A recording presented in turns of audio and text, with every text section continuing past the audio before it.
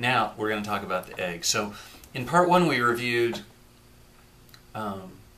eating a chicken and the difference between air-chilled and water-chilled, the difference in the diet of the chicken and its effect on the meat, and the nutrient density. And remember, we're all about nutrient density.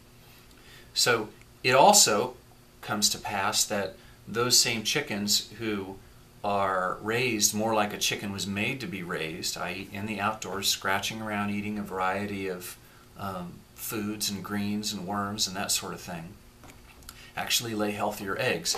Mother Earth News has a great article in their October-November 2007, and again you can find that on the web. And in just reviewing it, it was startling. So some of the nutrients they talked about, and they cited studies from Pennsylvania State University, right, Penn State. So in 1999, one of the Penn State universities found eggs from pastured birds had 10% less fat, 34% less cholesterol, and 40% more vitamin A, and 4 times the omega-3 fatty acids compared to USDA standards. So that's all the good stuff, right? Antioxidant things. Remember, omega-3s are good for your blood vessels as opposed to bad for your blood vessels. In 2003, another Penn State University compared eggs from 2 groups, one kept in standard crowded factories and the other on mixed grass and legume pasture. And the eggs had similar levels of fat and cholesterol, but the pastured eggs, reading right from the list, had 3 times more omega-3s. 3 times more omega-3s. 220% more vitamin E, 62% more vitamin A than eggs raised from caged hens. So when you talk about, again, we're hungry for nutrients in our society.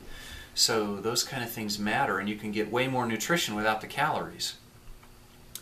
The same article follows up with a really nice table, and just reading, even two pieces of data. One from eggs from confined birds, and this is per USDA nutrient database, and the other from Polyface Farms. And I like Polyface Farms because if you've ever watched or if you've ever read Omnivore's Dilemma, you'll meet Polyface Farms and Joe Salatin, I think that's how he pronounces it, who has this great, truly back to nature, organic permaculture type farm.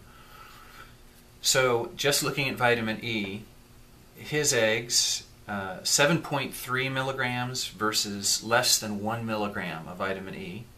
That's the Polyface Farms egg versus the USDA Standard Nutrient Database. In vitamin A, 763 international units as opposed to 487.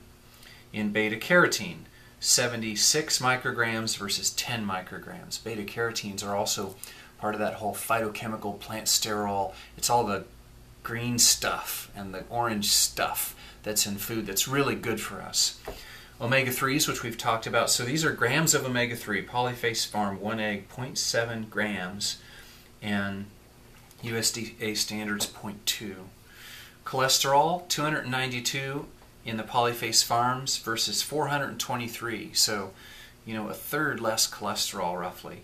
And saturated fats, 2 grams of saturated fats in the healthy egg and 3 grams of saturated fats in the unhealthy egg. And remember, saturated fats are the part that's really kind of hard on our blood vessels. So we don't want to have too many saturated fats. And again, in the Healthy Steps eating program, we advocate this modified Mediterranean, but one of the modifications is we want to keep the saturated fats lower. It's hard on your blood vessels, hard on your heart, and so eating eggs matters, and how the eggs, how the mother of the eggs are fed and kept matters also. I'm Robert Woodbury from Healthy Steps Bariatric and Metabolic Center.